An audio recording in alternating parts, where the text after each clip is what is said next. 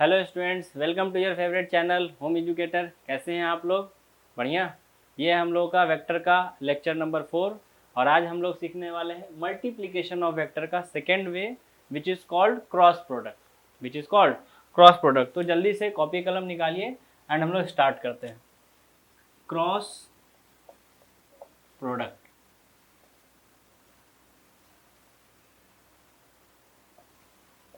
Cross product का एक और नाम है which is called vector product. तो उसको भी हम लोग नोट कर लेते हैं। क्रॉस प्रोडक्ट का एक और नाम क्या है?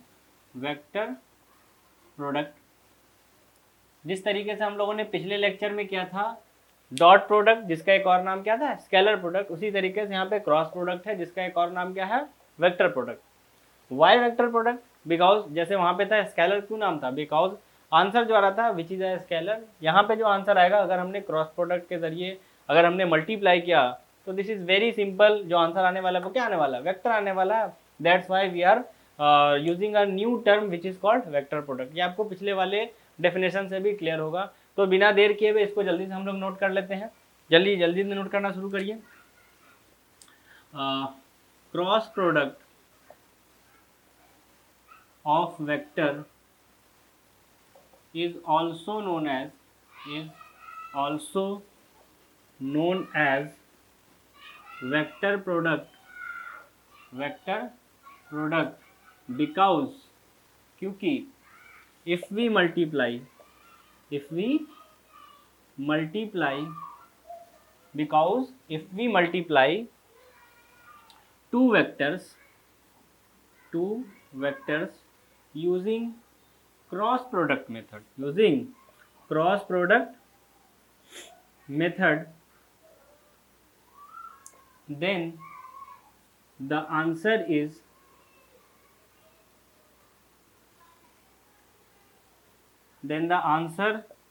a vector, so it is called vector product। ठीक है, ये तो आप लोग समझ ही चुके हैं पिछले वीडियो से भी। जैसे डॉट प्रोडक्ट को स्केलर बोलते हैं, वाई? बिकॉज वहाँ पे जो आंसर आता है वो स्केलर आता है, दैट्स वाई उसको हम लोग स्केलर प्रोडक्ट बोलते हैं। बट यहाँ पे जो आंसर आता है वो एक वेक्टर आता है। यहाँ पे लिखा गया है two vectors by using cross product then the answer vector आता है, एंड इसी कारण से इसको हम लोग क्या बोलते हैं? वेक्टर प्रोडक्ट बोलते हैं। क्लियर है यहाँ तक बात? कोई दिक्कत नहीं, बहुत ही आसान सा बात है, छोटा सा बात है। जल्दी से नोट करिए। कर लिया बिटाए? चलो देखते हैं। अगर हम लोगों को यहाँ पे क्रॉस प्रोडक्ट निकालना सीखना है दो वेक्टर्स का, तो उसके लिए हम लोग को एक छोटा सा बेसिक टर्म आना चाहिए, बेसिक चीज आना चाहिए विच इज कॉल्ड डिटर्मिनांट। अगर हम लोगों को डिटर्मिनांट आता है तो हम लोग बहुत ही इजीली क्रॉस प्रोडक्ट को सॉल्व कर सकते हैं, अदरवाइज बहुत दिक्कत है। तो हम लोग जल्दी से डिटर्मिनांट सीखते हैं। ठीक है, हेडिंग लगाइए डिटर्मिनांट, उसको हम लोग करते हैं। डिटर्मिनांट होता क्या है? पहले एक छोटा सा question, what is determinant? Determinant एक ऐसा अरेंजमेंट है जिसके हेल्प से हम लोग किसी भी नंबर को लिखते हैं। लिखने का एक अपना अलग तरीका है, वो तरीका क्या उसको भी देखते हैं, एंड उससे वैल्यू वो कैसे निकलेगा वो भी हम लोग देखते हैं। तो देखिए हमने क्या किया, डिटर्मिनेंट के लिए आपको करना क्या है, आपको हमेशा यहाँ पे दो लाइन दिया रहेगा, बड़ा बड़ा लाइन दो, एंड इस दो बड़े लाइन के बीच में कुछ नंबर्स लिखा हो सकता है। जैसे नंबर ऐसा हो सकता है 4 3 2 5, ऐसा कुछ लिख दिया, एंड इसको हम लोगों को सॉल्व करना है। सबसे पहले यहाँ पे कुछ बात हम लोग कर लेते हैं। बात क्या है कि अगर आप देखिएगा तो यहाँ पे दो हॉरिजॉन्टल लाइन है,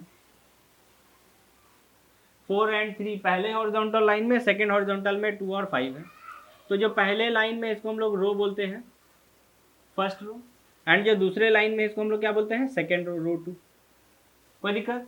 अच्छा, उसी तरीके से आप वर्टिकल भी देख सकते हैं, ये पहला वर्टिकल, ये दूसरा वर्टिकल। तो पहले वर्टिकल को हम लोग बोलते हैं कॉलम पहला, एंड दूसरे वाले को क्या बोलते हैं? कॉलम दूसरा। Horizontal line is known as row, vertical line is known as column. चूंकि दो है तो एक को हमने पहला बोल दिया, दूसरे वाले को दूसरा बोल दिया। कॉलम भी दो है तो हमने पहले वाले को पहला, दूसरे वाले को दूसरा कॉलम बोल दिया। इस तरीके से नामकरण कर दिया गया। और एक बात और आप याद रख सकते हैं डिटर्मिनेंट के बारे में, एंड बात is number of row and number of column should be equal in the determinant. क्या बात है, एक बार फिर से सुनिए। Number of row and number of column should be equal in the determinant, ज्यादा नहीं हो सकता है। नंबर ऑफ रो और नंबर ऑफ कॉलम बराबर होना चाहिए। ऐसा बिल्कुल नहीं हो सकता है कि रो ज़्यादा हो जाए कॉलम कम, या कॉलम ज़्यादा हो जाए और रो कम हो जाए, ऐसा नहीं हो सकता है।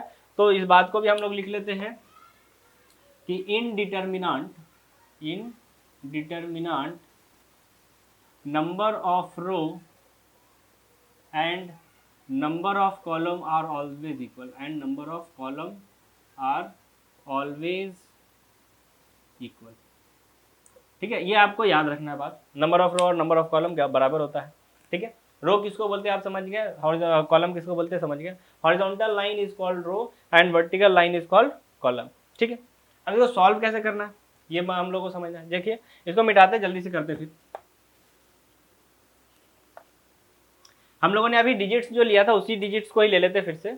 इस बात को भी नोट कर लीजिएगा आप, हम लोगों ने डिजिट्स लिया था 4 3 2 5, 4 3 2 5, एंड इसको डिटर्मिनेंट को हम लोगों को सॉल्व करना है। तो देखिए डिटर्मिनेंट कैसे सॉल्व करना है, आपको बहुत ही आराम से बेसिक आइडिया रखना है। आइडिया क्या है, आपको इस 4 और 5 को क्रॉस मल्टीप्लाई करना है। क्या करना है, 4 और 5 को क्रॉस मल्टीप्लाई करना है इस तरीके से। तो 4 और 5 को हमने अगर इस तरीके से क्रॉस मल्टीप्लाई किया तो 5 4 क्या आने वाला है 20, 5 4 क्या आ जाएगा 20। उसके बाद हम लोग का दिल बहुत बड़ा है, मेरे जितने स्टूडेंट है सबका दिल बहुत बड़ा है ना जी दिल, तो बड़ा दिल है तो दिए एक माइनस, लो भाई जाओ खुश रहो, तुम भी क्या सोचोगे किस बड़े आदमी से पाला पड़ा था, माइनस अपनी तरफ। एंड देन उसके बाद 3 एंड मल्टीप्लाई बाई 2 यानी 6, and the final answer is 40। बहुत ही छोटा सा काम, बहुत ही छोटा सा काम। करना क्या है आपको, क्रॉस मल्टीप्लाई करना पहले, देन माइनस अपनी तरफ से दिए भाई तुमको माइनस, एंड अगेन एक बार और क्रॉस मल्टीप्लीकेशन, एंड जो भी वैल्यू आएगा वो मेरा आंसर हो जाएगा। समझ में आ रहा है, छोटा छोटा क्वेश्चन, जल्दी जल्दी कर दो। चलो ऐसा लिख लेते 3 5 7 2, जल्दी करके बताओ क्या रहा आंसर, कर दो जल्दी से। कर दिया, चलो देखो क्या करना, 3 multiply by 2, 3 multiply by 2 6, minus अपनी तरफ से दिए माइनस, 5 7 जा 35, आंसर आ गया कितना 35 में माइनस 26 9, सॉरी आंसर माइनस 29। कोई मुश्किल है, कोई मुश्किल नहीं, इसमें क्या मुश्किल होना। चलिए एक और करके देख लेते हैं हम लोग। मान लीजिए अगर अपने पास ऐसा एक वैल्यू हो 3 2 4 4, ऐसा है 3 2 4 4, इसको कैलकुलेट कर, बहुत ही आसान काम, कर दो जल्दी से। 3 4 जा 12, 3 4 जा 12, माइनस अपनी तरफ से दिए माइनस, जा भाई खुद याद रख। फिर उसके बाद 4 2 जा 8, फाइनल क्या आ रहा है आंसर, 12 में से 8 गया 4। कोई दिक्कत है आपको, 2 रो 2 कॉलम का डिटर्मिनेंट सॉल्व करना दुनिया में इससे आसान कोई काम ही नहीं। क्या कोई मुश्किल है काम, जल्दी नोट कर लो इलस्ट्रेशन। ठीक है आगे बढ़े, अब हम लोग को सीखना है 3 रो और 3 कॉलम का डिटर्मिनेंट, वो कैसे होता है। तो देखिए अब हम लोग देखते हैं 3 रो 3 कॉलम वाला क्रॉस प्रोडक्ट कैसे होना है। ठीक है, अब हम लोग को क्या देखना है, क्रॉस प्रोडक्ट वैसे डिटर्मिनेंट जिसमें 3 रो हो और 3 कॉलम भी हो। तो उसके लिए हम लोग क्या करते हैं, यहाँ पे एक ले लेते हैं डिटर्मिनेंट, बड़ा सा डिटर्मिनेंट, और उसमें कितना रो होगा 3 रो होगा और कॉलम भी 3 होगा। तो हमने ले लिया 3 2 5 4 3 2 3 4 3, कुछ भी ले सकते हैं, क्या है कि नहीं। तो अब देखिए इसको हम लोगों को कैसे सॉल्व करना है, बहुत ही आसान तरीका, बहुत ही बच्चा तरीका। तरीका क्या है, आपको क्या करना है, देखिए ध्यान से सुनिए, ध्यान से सुनिए, ध्यान से सुनिए। करना क्या, पहले 3 लिखना है, पहले क्या लिखना है 3, तो हमने लिखा 3। 3 लिखने के बाद क्या करना है, 3 का रो और 3 का कॉलम कवर कर देना है। ध्यान सुनिए क्या करना है, पहले लिखना है 3, देन उसके बाद 3 का रो और 3 का कॉलम कवर कर देना है। क्या बच रहा है 3 2 4 3, जो बचा उसको लिख दीजिए, यानी 3 2 4 3 हमने लिख दिया। और इसको सॉल्व करना तो अभी अभी हम लोग सीखे क्या, बहुत ही आसान था। खैर 3 के बाद क्या है 2, तो हमने लिखा 2, और हम लोग का दिल बहुत बड़ा है इसलिए माइनस अपनी तरफ से दिए, जा खुश रह तू भी, जा खुश रहो तुम भी। अब क्या है, जब हमने 2 लिखा तो 2 का रो और 2 का कॉलम कवर, बचा क्या 4 2 3 3, जो बचा उसको लिखा जाए 4 2 3 3 4 2 3 3। अब क्या बच रहा है, फिर बच रहा है 5, तो हमने 5 लिखा, एंड 5 के लिए भी मेरा दिल बड़ा था, हमने दे दिया प्लस, इस बार बार बार क्या सेम चीज देना, नया कुछ दिया जाए है ना। तो हमने 5 के लिए प्लस दे दिया, एंड उसके बाद हमने 5 का रो एंड 5 का कॉलम कवर किया।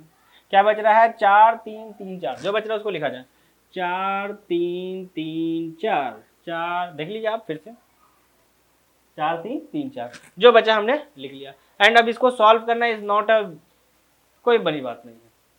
हम लोग क्या कर सकते हैं, बहुत ही आसान तरीका, 3 3 ज़ा 9 माइनस अपनी तरफ से एंड 4 2 ज़ा 8, फिर उसके बाद -2 4 3 ज़ा 12 माइनस अपनी तरफ से 3 2 ज़ा 6, फिर उसके बाद 5, फिर उसके बाद क्या करना 4 4 ज़ा 16 माइनस अपनी तरफ से 3 3 ज़ा 9, क्या बच रहा है, क्या बच रहा है, कहाँ लिखा जाए, चलो इधर आ जाते हैं हम लोग, यहाँ से कंटिन्यू इधर कर लेते हैं। फिर उसके बाद क्या है 3 इंटू 1, फिर -2 इंटू 6 प्लस 5 इंटू 9, क्या रहा 3 - 12 प्लस 45, तो 36 शायद बच रहा है। जो भी बचे यार इसमें क्या है, क्या ये तो बच्चा का चाहिए, तो तुम लोग भी कर सकते हो। कैलकुलेशन मेरे को सिखाना नहीं है, मेरे को सिखाना है आपको डिटर्मिनेंट कैसे सॉल्व करना। कुछ कुछ जा रहा है, कुछ कुछ जा रहा है। चलो एक और इलस्ट्रेशन करते हैं, नोट कर लो जल्दी से इसको, कर लिया नोट, कर लिया, चलो देखते हैं, आगे बढ़ते हैं, एक और इलस्ट्रेशन करते हैं। तो देखिए एक और इलस्ट्रेशन अपने पास है, और इलस्ट्रेशन क्या है, एक और ले लेते हैं, बहुत ही आसान सा, बहुत ही बच्चा टाइप, एक डिटर्मिनेंट और उसके अंदर कुछ डिजिट्स है, क्या डिजिट्स है 4 3 2 2 3 1 1 6 2, कुछ भी है, कुछ भी है। अब इसमें करना क्या हम लोगों को, बहुत ही आसान काम करना है। सबसे पहले 4 लिखना है ना, आप लोग चाहो तो खुद से भी कर सकते हो, एक क्वेश्चन में बता चुका हूँ, बट कर लो, चलो एक बार कर ही लो, कर लो एक बार कर लो, फिर हम लोग मिला लेंगे आंसर। कर लिया, कर लिया, चलो देखते हैं। सबसे पहले हम लोगों ने क्या किया 4 लिखा, देन उसके बाद 4 का रो और 4 का कॉलम कवर, क्या बच रहा है 3 1 6 2, जो बचा उसको लिख दिया जाए 3 1 6 2 3 1 6 2, वो हमने लिख दिया। फिर हम लोग को क्या लिखना है 3 है तो 3 लिखें, एंड 3 के लिए हम लोग का दिल बहुत बड़ा है, माइनस तो दे ही सकते हैं, माइनस तो दे ही सकते, दे दिए, जाओ भाई खुश रहो। फिर 3 का रो एंड 3 का कॉलम कवर, क्या बच रहा है 2 1 1 2, क्या बच रहा है 2 1 1 2, दिया हमने। फिर उसके बाद क्या है 2, तो हमने लिख दिया 2 प्लस के साथ, एंड 2 का रो एंड 2 का कॉलम कवर, 2 का रो एंड 2 का कॉलम कवर, क्या बच रहा है 2 3 1 6, तो हमने लिख दिया 2 3 1 6 2 3 1 6। चलिए देखिए अब इसके बाद इसको सॉल्व करना बहुत ही आसान काम है, 4 मल्टीप्लाई 3 2 ज़ा 6 -6, फिर उसके बाद -3 2 2 ज़ा 4 -1 प्लस 2 इंटू 6 2 ज़ा 12 -3, क्या बच रहा है फिर 4 इंटू, ये तो लड्डू हो गया, मज़ा आ गया। फिर -3 इंटू, यहाँ पे भी 3 है तो 9 डायरेक्ट लिख लेते हैं क्या, इतना तो आप समझ ही रहे हैं, और यहाँ पे भी 9 है तो 18 प्लस में 9 माइनस में तो 9 ही आंसर आने वाला है। उम्मीद करते हैं आप सब लोगों का आ गया होगा, आ गया था ना, ईमानदारी से बोलना, बेईमानी नहीं करना, हो गया, आ गया सबका, चलो बहुत बढ़िया बात है, नोट कर लिया जाए, कर लिया आपने, आगे बढ़ें, चलो ठीक है आगे बढ़ते हैं।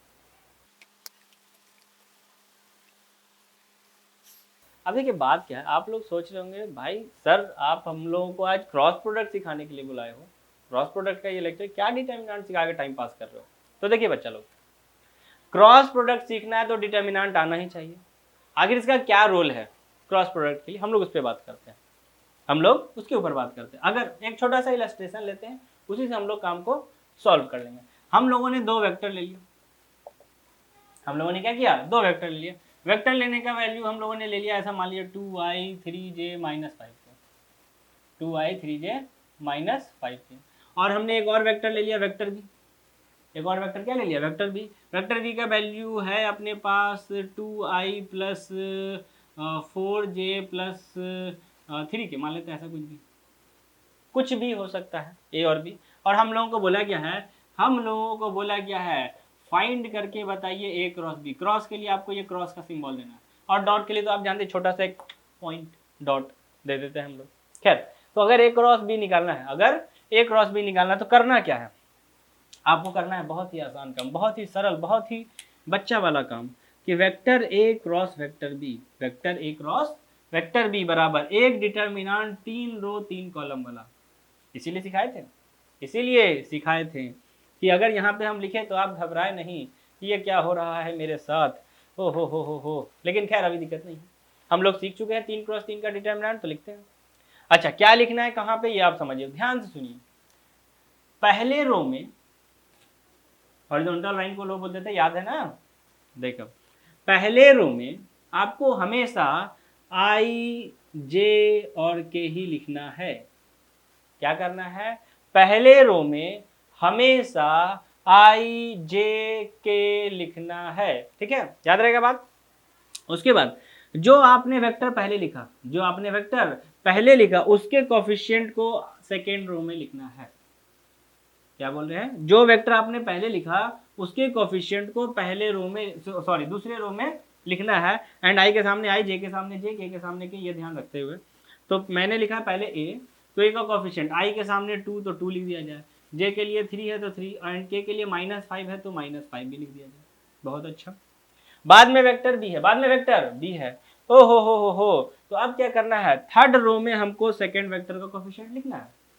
थर्ड रो में क्या करना है? सेकेंड वेक्टर का कोफिशिएंट लिखना है, यानी कि 2 4 3। एंड इसको सॉल्व करते ही मेरा आंसर आ जाएगा। अच्छा, इसीलिए सिखाए थे क्रॉस प्रोडक्ट। हाँ बाबू, इसीलिए सिखाए थे। देखिए, तो इसको निकालना तो कोई मुश्किल काम नहीं।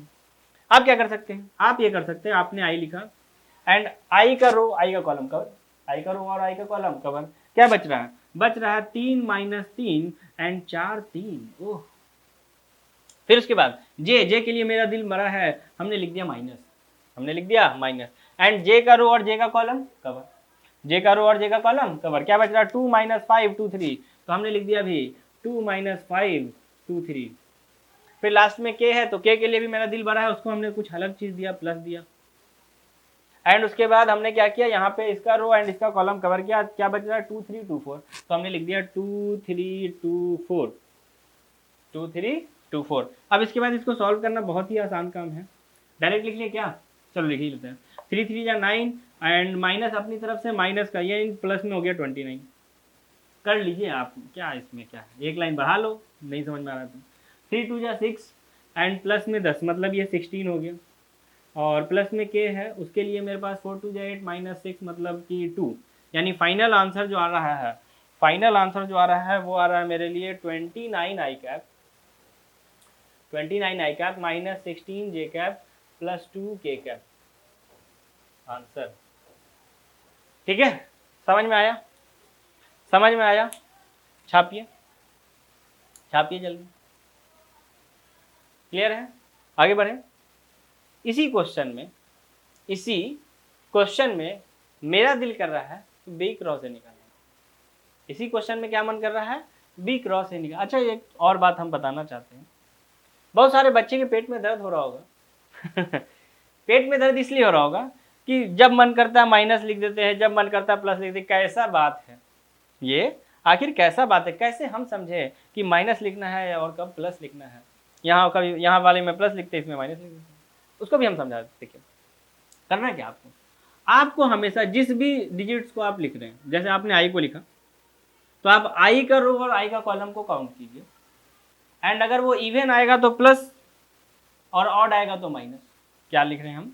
अगर इवन आया तो पॉजिटिव एंड ऑड आया तो निगेटिव। ये काम करना है। तो इसके हिसाब से मैंने बोला अच्छा ये बात था, हाँ यही बात था। आई के लिए पहला रो पहला रो और पहला कॉलम, मैंने उसको ऐड किया। 1 + 1 2 इज इवन, तो मैंने प्लस लिख दिया। आगे कुछ नहीं, मतलब प्लस है यार, क्या तुम भी। फिर उसके बाद मैंने जे के पास आया, तो जे के लिए मैंने लिखा पहला रो लेकिन कॉलम दूसरा, पहला रो लेकिन कॉलम क्या? दूसरा। तो 1 + 2 3। अच्छा, 3 इज ऑड के लिए हमको माइनस लिखना पड़ेगा, इसलिए हमने लिख दिया माइनस। के लिए आते हैं, तो के लिए क्या? पहला रो लेकिन कॉलम तीसरा, 1 + 3 4 इज इवन। अच्छा, ये मामला है माइनस प्लस का। हाँ बाबू, आप ऐसे भी समझ सकते हो इसको। जब आप मल्टीप्लाई करो तो 3 के लिए पहला रो पहला कॉलम जोड़ के 2 हो गया, लेकिन इसके लिए पहला रो दूसरा कॉलम 3 है तो माइनस लगाएंगे ही।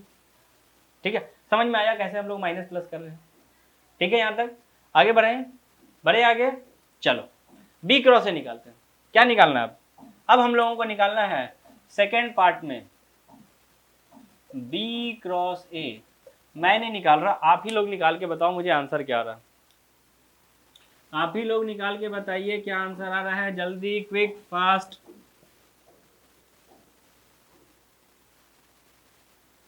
निकाल लिया। चलो देखो देखो देखो देखो, तुम लोग कुछ नहीं करोगे यार। बी क्रॉस ए निकालना है। क्या निकालना है? B cross a. तो उसके लिए हमने क्या किया, हमने एक डिटर्मिनेंट लिया 3 रो 3 कॉलम वाला, और उस डिटर्मिनेंट में मैंने पहले रो में आई जे के लिख दिया, जैसा हम लोगों को रूल सिखाया गया है कि पहले रो में क्या लिखना है, हमेशा आई जे के लिखना है। देन उसके बाद जो वेक्टर मैंने पहले लिखा है उसके कोफिशिएंट को सेकंड रो में, यानी मैंने पहले बी लिखा तो बी का कोफिशिएंट यानी 2 4 3 2 4 3 लिख दिया जाए। फिर मैंने सेकंड में जो वेक्टर लिखा उसको थर्ड रो में, जो सेकंड में वेक्टर लिखा है उसको थर्ड रो में, यानी ए को थर्ड रो में, यानी 2 3 -5 2 3 -5 सॉल्व कर दिया जाए। खटाक खटाक सॉल्व करते हैं। पहले आई रो कॉलम कवर किया जाए। अब कितना बार अब हम हाथ रखते रहें, तो है ना 4 3 3 -5। फिर जे के लिए हमने लिखा माइनस, समझा चुके हैं यार, क्या बार बार अब करना है ना। ये पहला रो दूसरा कॉलम है, जोड़ के 3 आया, ऑड है, ऑड में निगेटिव लिखते हैं। इसका कॉलम कवर करें तो 2 3 2 -5। आप कर सकते हो, थोड़ा सा स्पीड पकड़ते हैं। अब के लिए फर्स्ट कॉलम कवर किए 2 4 2 3 2 4 2 3 2 4 2 3। अब इसको जल्दी से करते हैं, -20 -9 यानी -29 आएगा। अच्छा -10 -6 -16 और ये हो गया प्लस में जाके 16 जे कैप एंड 6 -2 के कैप। ये आ गया बी क्रॉस ए का वैल्यू, ये आ गया बी क्रॉस ए का वैल्यू आंसर। ये क्या आ गया? बी क्रॉस ए का वैल्यू आ गया आंसर। ठीक है, यहाँ तक तो सबने कर लिया होगा। अब देखिए यहाँ पे अगर आप ध्यान दीजिए तो अभी हमने ए क्रॉस बी निकाला था तो उसका आंसर आया था, ये आपके कॉपी पे लिखा है 29i प्लस नहीं माइनस 16j प्लस 2k, ये आया था ए क्रॉस बी का वैल्यू, और हमने बी क्रॉस ए निकाला दिया। आखिर है क्या मामला? अगर आपको ए क्रॉस बी पता है तो आप बी क्रॉस ए डायरेक्ट निकाल सकते हो, बस साइन अपोजिट कर लीजिए। साइन क्या कर लीजिए? अपोजिट। ओ हो ये बात था। हाँ याद रहेगा बात, कैसे निकालना है क्रॉस प्रोडक्ट। आपको पहले रो में आई जे के, दूसरे रो में पहले वेक्टर का कोफिशिएंट, तीसरे रो में दूसरे वेक्टर का कोफिशिएंट, एंड उसके बाद एक्सपैंड कर दो यार, इसको सोल्व कर दो, जो मैंने सिखा रखा है। कुछ कुछ जा रहा है कुछ कुछ। छापिए जल्दी, छाप लिया। चलो आगे बढ़ते हैं। अब देखिए हम लोगों को क्या करना है, करना क्या है, बहुत ही आसान काम। एक और काम करते हैं, इसको मिटा ही लेते हैं।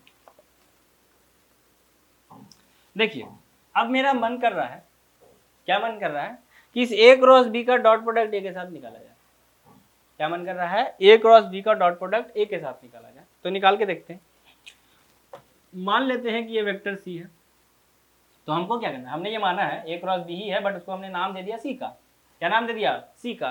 तो सी का नाम देने के बाद अब हम क्या चाहते हैं कि वेक्टर सी का डॉट निकाला जाए ए के साथ। हम लोगों ने किया पिछले क्लास में, पिछले लेक्चर में। जिसने नहीं किया वो जाके पहले लेक्चर देख लीजिए, ताकि आपको डॉट प्रोडक्ट समझ में आए कैसे निकालना है। तो हम लोग करते क्या, पहले सी है तो सी का कोफिशिएंट यानी -29i प्लस में 16j माइनस में 2k का डॉट, माइनस में 2k का डॉट। फिर उसके बाद ए है तो ए का वैल्यू यानी 2i plus 3j minus 5k हमने लिख लिया। अब क्या रूल है आपको याद है, आई वाले को आई वाले से मल्टीप्लाई करना है, जे वाले को जे वाले से मल्टीप्लाई, एंड के वाले को के वाले से मल्टीप्लाई। यानी हम लोग के पास आने वाला आंसर -29 इंटू 2 माइनस में 58 प्लस में 16 इंटू 3 प्लस में 43 एंड माइनस माइनस प्लस में 10। देखिए जोड़ के क्या आ रहा है। मज़ेदार बात, क्योंकि आप लोगों को अगर याद हो तो डॉट प्रोडक्ट जीरो होने का मतलब क्या है, दोनों वेक्टर आपस में क्या है, परपेंडिकुलर। हम लोगों ने पिछले क्लास में किया है, पिछले लेक्चर में किया है कि अगर दो वेक्टर परपेंडिकुलर है तो डॉट प्रोडक्ट जीरो होगा, और अगर डॉट प्रोडक्ट जीरो है इसका मतलब परपेंडिकुलर है। अगर डॉट प्रोडक्ट जीरो है तो इसका मतलब क्या है, परपेंडिकुलर है। और यहाँ जीरो आ रहा है, इसका मतलब हम लिख सकते हैं vector c perpendicular to vector a, vector c perpendicular to vector a. ठीक है, अच्छा बी के साथ भी निकाल के देखा जाए क्या हो रहा है। तो vector c dot vector b, vector c dot vector b निकाल ले सकते हैं हम लोग। सी का वैल्यू यानी ये रहा -29i प्लस 16j माइनस में 2k का डॉट प्रोडक्ट म्यूजिक के साथ वेक्टर बी का वैल्यू ये रहा यानी 2i plus 4j plus 3k।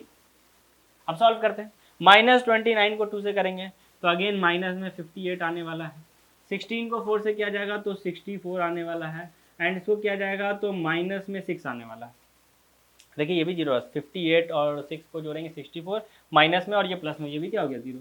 इसका मतलब vector c perpendicular to vector b. Vector c perpendicular to vector b. अब देखिए बात क्या है, इसका मतलब ये जो मेरा आंसर है, ये जो मेरा आंसर, ये ए पे भी परपेंडिकुलर और बी पे भी परपेंडिकुलर है ना। इसको थोड़ा सा हम लोग बोर्ड पे प्लॉट करने की कोशिश करते हैं। इतना नोट कर लो जल्दी से, पहले कर लिया नोट, चलो देखते हैं जल्दी से। तो देखिए बच्चा पार्टी, अभी हम लोगों को बात एक पता चल गया। क्या बात पता चला कि सी ए पे भी परपेंडिकुलर और सी बी पे परपेंडिकुलर। अच्छा आप थोड़ा सा मेरे पे भरोसा कर लो, नहीं भरोसा है तो निकाल लो यार, बताओ मैं क्या करूँ। नहीं भरोसा है तो निकाल लो। अगर आपने ए क्रॉस बी का वैल्यू निकाला था, उसका भी डॉट प्रोडक्ट आप ए के साथ निकालोगे और बी के साथ निकालोगे, वो भी जीरो आने वाला। यकीन है तो ठीक है, नहीं है तो निकाल लो, कितना देर लगने वाला है। ठीक है, तो अब देखिए बात क्या है, अगर मैंने वेक्टर ए ऐसे बना लिया और मैंने वेक्टर बी ऐसे बना लिया, अगर मैंने वेक्टर ए ऐसे बनाया एंड मैंने वेक्टर बी ऐसे बनाया, अब मेरे पास ए क्रॉस बी है जो ए पे परपेंडिकुलर है और बी पे परपेंडिकुलर है। अगर अगर अगर मैं एक लाइन बनाता हूं ऐसे, which is perpendicular to a, but ये बी पे नहीं है साला, ये बी पे नहीं है, ए पे परपेंडिकुलर लेकिन बी पे नहीं है, यानी ये ए क्रॉस बी नहीं हो सकता, क्योंकि दोनों पे परपेंडिकुलर होना चाहिए। अगर मैंने बी पे परपेंडिकुलर बनाया, ए क्रॉस बी या बी क्रॉस है जो भी बोलिए आप, तो ये बी पे परपेंडिकुलर बट ए पे नहीं है, ये क्या मामला है, ये क्या मामला है। मामला बड़ा गड़बड़ है, बहुत गंभीर मामला है। दोनों पे परपेंडिकुलर होना है, जो कि ऐसे तो पॉसिबल ही नहीं। अगर हम ए पे बनाते तो बी पे नहीं होगा और बी पे बनाते तो ए पे नहीं होगा। मामला क्या है, मामला कुछ समझ नहीं आ रहा। एक्चुअली द बात इज द थिंग इज, ये जो ए क्रॉस बी है ना, this is A cross B perpendicular to board of A and B, या perpendicular to the plane of A and B. देखिए ये ए पे भी परपेंडिकुलर एंड बी पे भी परपेंडिकुलर, और जो बी क्रॉस ए होगा वो पीछे, बोर्ड के पीछे। जैसे अगर मेरा हाथ, ये मेरा ए क्रॉस बी है, तो या ऐसे समझ लो, ए क्रॉस बी अगर ये है तो बी क्रॉस है ये वाला। इसी तरीके से बोर्ड के पीछे क्या है, बी क्रॉस ए है। समझ में आया बात। यानी आप ये समझ सकते हैं ए क्रॉस बी से हम लोगों को एक वेक्टर मिलता है, एंड वो वेक्टर ए पे भी परपेंडिकुलर है एंड बी पे भी परपेंडिकुलर है, बट इससे हो सकता है इंसान समझ ना पाए, इसलिए better to say that it is perpendicular to the plane of A and b, it is perpendicular to the plane of A and b. तो इसको जल्दी से हम लोग नोट कर लेते हैं, इस बात को नोट में ही नोट किया जाए, 2000 का नोट निकाला जाए एंड उसके गांधी जी के शकल के ऊपर लिखा जाए। क्या लिखना है आपको कि, लेकिन नोट चलेगा नहीं फिर, आजकल लिखा हुआ नोट बंद हो गया है, पता है ना। ठीक है, तो नोट में हम लोगों को क्या लिखना है, लिखना ये है कि A cross B gives a vector, A cross B gives a vector which is perpendicular to plane containing vector A and vector B, vector A and vector B, यानी ए क्रॉस बी एक vector दे रहा है जो perpendicular किसके ऊपर, plane of A and B, A और B का जो प्लेन है उसके ऊपर ये परपेंडिकुलर। क्लियर है बात। लेकिन यहाँ पे एक और बात है, किसी के मन में आ सकता है, किसी बच्चे के मन में, कि साला कब मेरे को ये लेना है, कब मेरे को ये लेना है, मतलब कब मुझे ये वाला वेक्टर लेना होगा और कब बोर्ड के पीछे वाला। आखिर ए क्रॉस बी ये है या ए क्रॉस बी वो है। हाउ कैन वी जस्टिफाई और how can we understand this is A cross B और that is A cross B. तो इसके लिए देखिए आपको हम बताते हैं क्या करना है। आपको करना बहुत ही आसान काम है, करना बहुत ही आसान काम है। ठीक है, आप लोगों ने अपने 9-10 क्लास में पढ़ा होगा Fleming left hand rule, screw rule, फलाना चिलाना, जो भी रूल। यहाँ पे एक रूल, एंड उस रूल को मैंने एक नाम दिया थप्पड़ रूल। थप्पड़ रूल, ठीक है, थप्पड़ का रूल है।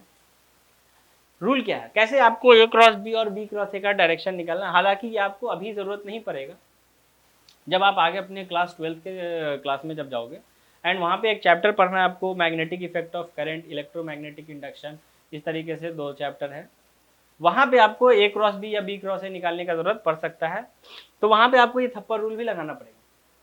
हो सकता है आपको जो टीचर वहां पे पढ़ाए वो अपना अलग कोई रूल बताए, तो आपको जो अच्छा लगता है आप वो कर सकते हो, इसमें कोई रेस्ट्रिक्शन नहीं कि थप्पड़ रूल ही लगाना है, ठीक है, आपको जो अच्छा लगता है, बट आंसर सही आना चाहिए, ठीक है। और अगर आप मुझसे जुड़े रहते हैं तो जब मैं आपको EMI पढ़ाऊंगा, इलेक्ट्रोमैग्नेटिक इंडक्शन या मैग्नेटिक इफेक्ट ऑफ करंट, तो वहाँ पे हम लोग थप्पड़ रूल से ही काम करेंगे एंड हम लोगों का काम हो जाएगा। जुड़े रहिए अपने इस प्यारे से खूबसूरत से चैनल के साथ और सीखते रहिए बहुत ही प्यारी प्यारी चीज़ें फिजिक्स से रिलेटेड। चलो वापस से हम लोग आते हैं थप्पड़ रूल। हम लोग को करना क्या है, ए क्रॉस बी निकालना। क्या निकालना है, ए क्रॉस बी की डायरेक्शन क्या होगा, क्या ये डायरेक्शन होगा या बोर्ड के पीछे वाला, ये वाला होगा या बोर्ड के पीछे वाला होगा, हम लोग को ये समझना है। उसके लिए क्या करना है, सबसे पहला बात यूज राइट हैंड। इसमें गलती होता है बहुत सारा बच्चों से, बच्चे ये गलती बहुत ज्यादा करते हैं, राइट हैंड के बदले लेफ्ट हैंड कर लेते हैं यूज, लिख रहेंगे इस हाथ से और जल्दी से खटाक से जो भी करना है इस हाथ से कर लिया, गलती हो गया। अगर आपको रूल लगाना है, पेन को रख दीजिए एंड उसके बाद रूल यूज राइट हैंड। करना क्या, अब आपको राइट हैंड यूज करना सबसे पहला काम। देन उसके बाद आपको जो वेक्टर पहले लिखा गया उस वेक्टर के डायरेक्शन में आपको राइट हैंड का थंब करना है। उसके बाद जो वेक्टर आपने बाद में लिखा है इस वेक्टर के डायरेक्शन में आपको आपका बाकी का सारा फिंगर्स, रेस्ट फिंगर्स ये कर देना। क्या करना है, यूज करना है राइट हैंड, जो वेक्टर पहले उसके डायरेक्शन में थंब और जो वेक्टर बाद में उसके डायरेक्शन में बाकी का फिंगर। और जब आपने पूरा फिंगर कर दिया तो आपका थप्पड़ खुल चुका है। उसके बाद आपको याद रखना है थप्पड़ जिधर डायरेक्शन उधर। क्या याद रखना है, पाम गिव डायरेक्शन, इंग्लिश में लिख लेते हैं बट बात हम लोग याद क्या रखेंगे, पाम गिव डायरेक्शन, यानी कि थप्पड़ जिधर डायरेक्शन उधर। अगर आप यहाँ पे देखते हो तो ए इधर है, मैंने ए की डायरेक्शन में थंब कर लिया, अब बी ऐसे है, तो यानी मेरा थप्पड़ किधर आ रहा है, बाहर की तरफ, यानी ए क्रॉस बी बाहर है। अगर मुझे बी क्रॉस ए निकालना है तो क्या करना है, मुझे बी क्रॉस ए निकालना है। क्या निकालना है, बी क्रॉस ए, इसका डायरेक्शन चाहिए, तो यानी पहले जो वेक्टर है उसके डायरेक्शन में थंब, यानी बी ऐसे है तो ऐसे मैंने थंब कर दिया। फिर बाद में ए है तो ए के डायरेक्शन में मुझे फिंगर करना है, ऐसे कर दिया। थप्पड़ किधर है, बोर्ड के अंदर, यानी कि बोर्ड के उधर वाला क्या है, बी क्रॉस ए। आप इस तरीके से किसी भी तरह के क्रॉस प्रोडक्ट का डायरेक्शन निकाल सकते हैं, either it is A cross B और it is B cross A. Clear है बात, कुछ कुछ दिमाग में जा रहा है, भेजा में जा रहा है, ठीक है, हम अकेले तो नहीं ना समझ रहे, समझिए साथ साथ। क्या क्या है आपको याद रखना, पहले ए क्रॉस बी निकालते कैसे, छोटा छोटा समझिए जल्दी से। ए क्रॉस बी कैसे निकालना है, 3 क्रॉस 3 का डिटरमिनेंट लेना, पहले रो में आई जे के, दूसरे रो में पहले वेक्टर का कोएफिशिएंट एंड तीसरे रो में दूसरे वेक्टर का कोएफिशिएंट, सॉल्व कर दीजिए, कहानी खत्म। देन उसके बाद आपको जो वेक्टर मिलता है वो ए पे भी परपेंडिकुलर है और बी पे भी परपेंडिकुलर है, और परपेंडिकुलर है उससे बेहतर आप ये बोलिए कि प्लेन के परपेंडिकुलर है। डायरेक्शन कैसे निकालना है, थप्पड़ रूल इस्तेमाल करना है। थप्पड़ रूल क्या बोलता है कि यूज राइट हैंड यूज करना है, पहले वेक्टर के डायरेक्शन में थंब, दूसरे वेक्टर के डायरेक्शन में फिंगर, उसके बाद थप्पड़ जिधर डायरेक्शन उधर, काम खत्म। क्लियर है बात, थोड़ा सा आगे बढ़े और वेराइटीज को समझते हैं, नोट कर लीजिए जल्दी से इसको। चलिए करते हैं हम लोग क्वेश्चन।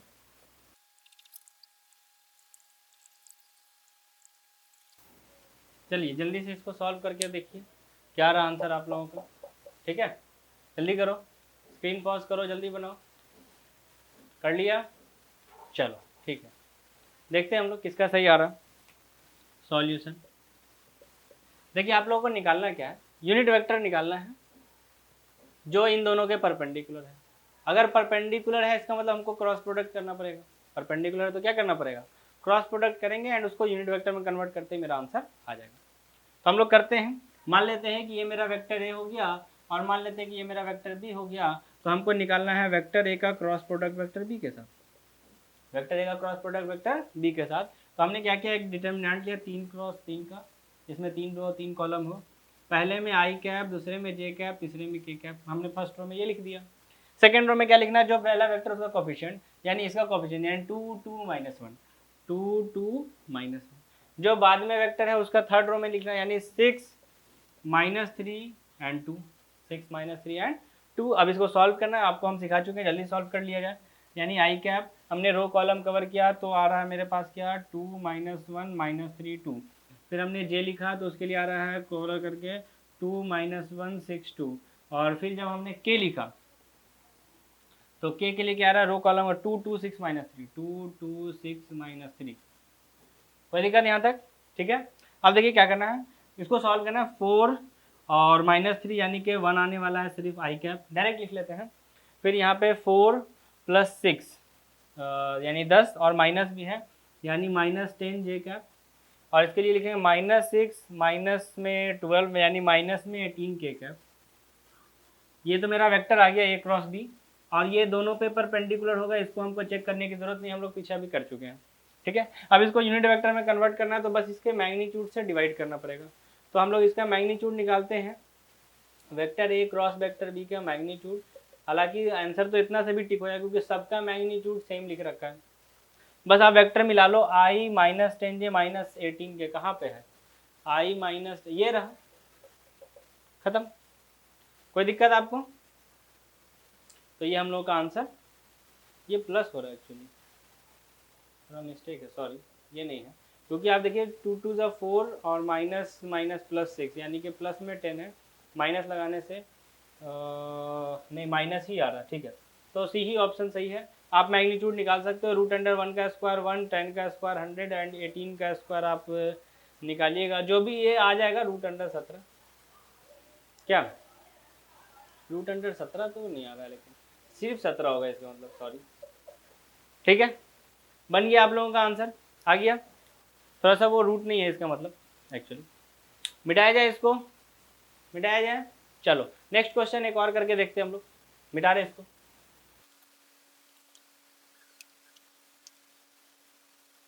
हाँ, तो अब हम लोग एक नेक्स्ट क्वेश्चन करते हैं, एक और क्वेश्चन करते हैं। देखिए उसमें क्वेश्चन क्या है,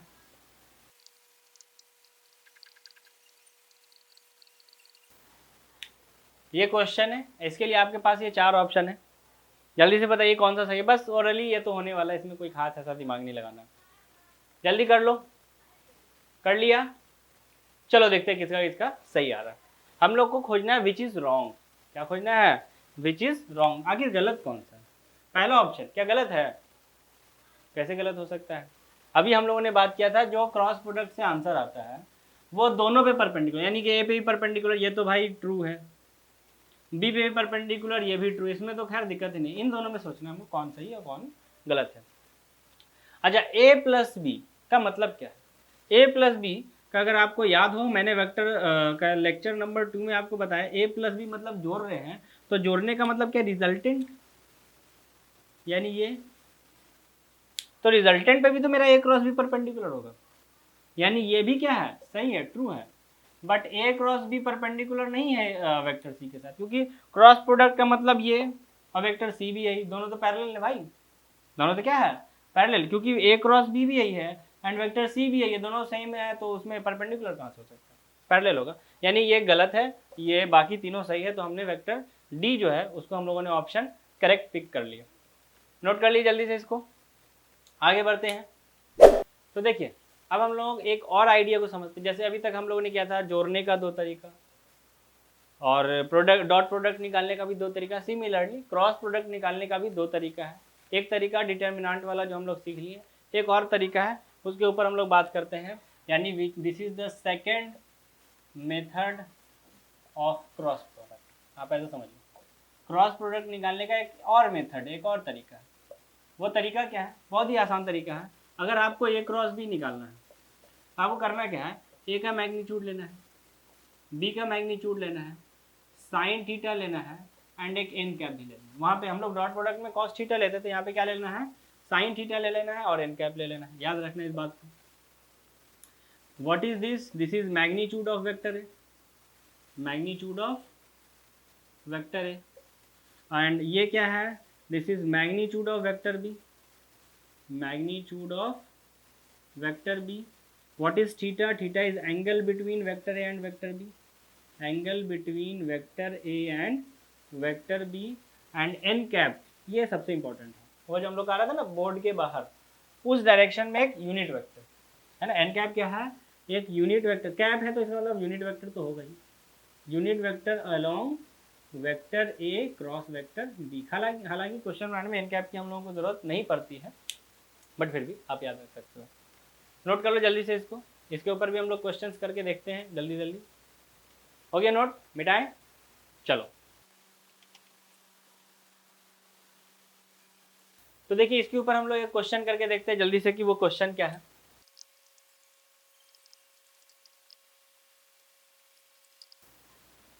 तो देखिए ये क्वेश्चन है आपके सामने, आपके स्क्रीन के ऊपर। जल्दी से बताइए क्या आ रहा है आंसर इसका। ठीक है, कौन सा ऑप्शन आ रहा है, जल्दी कर लो। कर लिया, कर लिया, चलो देखते हैं। बहुत ही आसान तरीके से हो जाएगा। हम लोगों को निकालना क्या है, मैग्नीट्यूड निकालना है ए क्रॉस बी की। यानी ए क्रॉस बी का मैग्नीट्यूड निकालने का मतलब क्या है कि आपको चाहिए ए का मैग्नीट्यूड, बी का magnitude, sine theta. N cap तो मैग्नीट्यूड 1 हो गया ना, क्योंकि एन कैप क्या था, यूनिट वेक्टर था, यूनिट वेक्टर का मैग्नीट्यूड 1 होता है, बात खत्म। तो ए का मैग्नीट्यूड अपने पास है 10, बी का मैग्नीट्यूड है 5 एंड एंगल भी दिया हुआ है 30 डिग्री। तो बच्चा क्वेश्चन, हलवा क्वेश्चन। 10 × 5 हो गया 50, साइन 30 का वैल्यू 1/2 कट के आ गया 25 और ऑप्शन नंबर बी हो गया करेक्ट। खत्म, मिटाया जाए। चलो एक और क्वेश्चन करते हैं।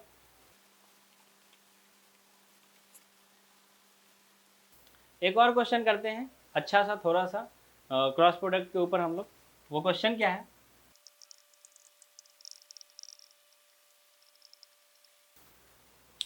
ये एक क्वेश्चन है एंड इसके लिए आपके पास ये 4 ऑप्शन है। जल्दी से इसको अटेम्प्ट कीजिए और इसका सॉल्व करिए आंसर। कर लिया सॉल्व, कर लिया, चलो देखते हैं क्या होता है इसका सॉल्यूशन। देखा जाए, मज़ा आने वाला है बहुत ही ज़्यादा। बात ये है, क्वेश्चन में दिया है हम लोग को ये और फाइंड करना ये ए प्लस बी का मैग्नीट्यूड। ए प्लस बी का मैग्नीट्यूड का कहने का मतलब ए प्लस बी क्या होता है, रिजल्टेंट, एंड रिजल्टेंट का मैग्नीट्यूड इसको चाहिए, जिसके लिए हम लोगों ने एक फार्मूला पढ़ा था लेक्चर 2 में। रिजल्टेंट का magnitude is √of a² + b² + 2ab cos theta. इसका मतलब हमको थीटा चाहिए, उसके लिए इसने इस इन्फॉर्मेशन को दिया, इससे हम आराम से निकाल सकते हैं। हमको दिया गया है क्या, a क्रॉस b का मैग्नीट्यूड बराबर √3 times vector a dot vector b। अब a क्रॉस b का मैग्नीट्यूड को हम क्या लिख सकते हैं, a का मैग्नीट्यूड इंटू b का मैग्नीट्यूड इंटू साइन थीटा बराबर, इसको लिख लेते हैं √3 a का मैग्नीट्यूड, b का magnitude and cos theta. a के मैग्नीट्यूड से a का मैग्नीट्यूड खुश, b के मैग्नीट्यूड से b का मैग्नीट्यूड खुश। नीचे लाते हैं इसको कॉस, तो sine theta by cos theta का वैल्यू क्या आ गया, √3 एंड इसका मतलब है कि टैन थीटा का वैल्यू आ गया √3। इसका मतलब है थीटा का वैल्यू बिना सोचे समझे 60 डिग्री। ये तो हो गया। अब हमको चाहिए रिजल्टेंट। अब हमको क्या चाहिए, रिजल्टेंट। तो लीजिए भैया रिजल्टेंट। रिजल्टेंट के लिए क्या है rule, √of a² + b² + 2ab cos theta. तो हम लोगों ने किया इसको a², इसका मतलब क्या है, a² का मतलब a² है, b² का मतलब b² है, 2ab एंड cos थीटा की जगह 60, cos 60 का वैल्यू मैंने रख दिया 1/2, 2 से 2 खुश हो गया। तो आंसर आ रहा है a² + b² + ab and the option number C is correct. C is correct. Clear है, नोट कर लो जल्दी से, किसका किसका बना था, ईमानदारी से सही सही बताना। ठीक है, चलो। तो this is all about cross product, हम लोगों ने कंप्लीट किया। अब हम लोग का एक लास्ट लेक्चर बच रहा है जिसमें छोटे छोटे कुछ टर्म्स को हम लोगों को समझना है, उसको हम लोग समझेंगे एंड वेक्टर को कंप्लीट करेंगे, फिनिश करेंगे, फिर हम लोग अगले चैप्टर की तरफ मूव करेंगे। तब तक के लिए आप जुड़े रहिए अपने फेवरेट चैनल के साथ। लाइक कीजिए, सब्सक्राइब कीजिए, शेयर कीजिए और देखते रहिए अपना favourite channel home educator. Thank you, good bye.